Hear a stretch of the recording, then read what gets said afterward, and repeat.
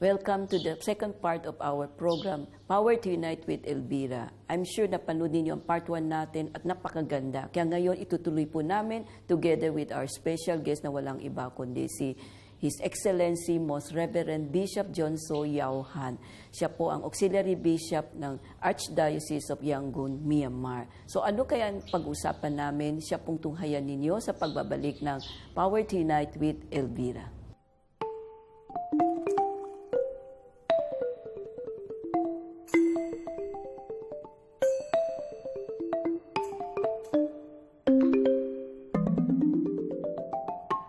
Bishop John, once again, thank you so much for being so patient and persevere to, accept our invitation to do another part because your life story is very interesting and I feel it's not enough. I'm sure the Filipino televiewers would like to know more, after telling us how you encounter God and how God plays a very important role, especially at the Adoration Chapel when you are having this kind of doubts and difficulty, you almost give up, but you mentioned, in our first interview, because of your past difficulty, it served as a challenge to you to continue and, really not to give up, right?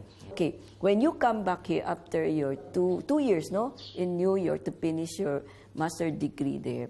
So, what is your first assignment here when you arrived here? I was assigned in Missionary Catholic Major Seminary, Theology. Okay. So, when I came back 2004, from 2004 to 2007, for 4 years, I was there, assigned as a professor. Ah, you teach? Yeah. Okay. So after that, I called back to my Diocesan Minor Seminary of Yangon Archdiocese. I was there for 3 years as a rector. And after that, again, I was called back to the Major Seminary, National Theology, another 4 years. So as a rector that time for the second time. Then after 4 years, 2014 March 16, so it was the last day of my assignment, and I was called back here to the diocese, and I was ordained as an auxiliary bishop on April 12. Do you have a lot of students at the time or seminarians entering, considering the Catholic here are very few? Yeah, every year we have around about 125 seminarians in our theology every year. So about 40 final year students at the end of their 4 years course, they go back to their diocese, and then most of them are ordained by their bishops. Okay. Yeah. So the faith here is growing until now? Yeah. Because in other countries, you can see it's declining, especially in the Western world. But in Vietnam, it's also growing very fast, So you consider also here in Myanmar, it's also the same things? Yeah, the faith is growing compared to other countries. So with regard to vocation also, we have more vocation. Okay. Yeah. Now here as a bishop, what do you see the difference? Because I'm sure it's quite different, Yeah. How do you see what is the difference between the two when you still a priest and not a bishop? So as a priest in the seminary, so I have to do 2 jobs. One is a teaching, the other is administration. I have to deal with another 13, 14 professors from different dioceses. Okay. They come together and we stay together and we teach together. So we also learn a lot from our seminarians and our fellow professors by staying in the seminary. And then in the seminary, every December we have a holiday 1 month, and then summer holiday 2 months. But here back in the diocese, no such holidays. No such So holidays. you missed that. Yeah. Now my friends in the seminary, they are enjoying their holiday by this time. But anyhow, I also enjoy being here and then doing what is necessary for the diocese. Don't you feel now, as a bishop, your dream, has been realized because now you deal more with the people. Because unlike in the seminary, you only deal with the group of those who has vocation called for the seminarian. So it is quite a limited encounter. Yes. Unlike here, it's now not only the diocese, but the parishes. You talk with the priests, you talk with the people, with the lay leader. Is that true? Don't you think it's more fulfilling, although it's very tiring? Yeah, it's more fulfilling. Actually, a little bit tiring, but I enjoy my ministry. So that's my purpose. So I'm enjoying my purpose and thanking the Lord for giving me this kind of opportunity to serve the people.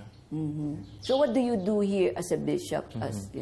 No, I have to be ready for His Eminence because His Eminence has the tentative program.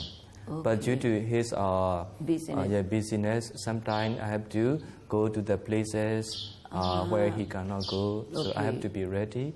And at the same time, he asked me to care for the commissions of the diocese. Okay. So like a seminary commission, family commission, youth commission, etc. Okay. So we recently finished our diocesan synod, and then we have our visions and missions, and within 10 years we have to fulfill.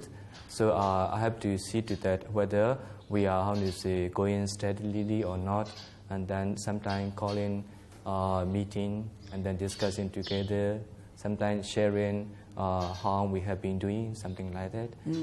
So I'm working together with the priest of the diocese. What do you see is the most challenging or the problems that you encounter here in Burma? The most challenging in our parishes, usually we have boarding houses. Boarding houses where the children from the villages, they used to come and stay to get their education. Because in most of the villages, they have only a primary education system up to 4 standards. After 4 standards, they have no school. So they come and stay at the parish boarding house. And then majority, they are not able to support their children. So up to certain extent, parish priests look for the whole year's food and lodging expenses. So it's one of the most challenging things. So sometimes they approach to the center. The center also mean some way how to work together with them, how to help the children. Sometimes also for maintenance of the parish churches and boarding houses. That's also one of the challenges that you have seen so far. So when it comes to vocation, it's increasing and not declining. So this is good news, And also, as you said, so far, you have been here for 8 months already, right, as a bishop. And you have seen, because you have many ethnic groups, right? How many ethnic groups you have here in Burma? Major, we have 7, and then minor, 135 ethnic groups. Wow. You also work as a missionary. Don't you find it very different as a missionary rather than as a priest? Yeah, it's very different. First and foremost, it's the language and their culture.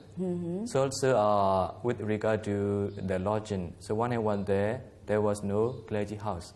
I have to stay together with the sister working there. And then after 1 week, I built my small hut with my catechists and some villages. So made of bamboo, I may say. Then there was no toilet things, so I have to dig my toilet and I have to bathe. And so I have to educate the villagers also with regard to health reason. The sanitation. Yeah, sanitation. Yeah, so these are the difficulties. The place is very remote from the center, Chaintong. So it's also full of malaria. So the government's people, they cannot go and stay there for a long period. Only the volunteers, youth and then sisters, we went there together. We taught the children, we cared for their health. So also their living standard, their way of life, we look for that.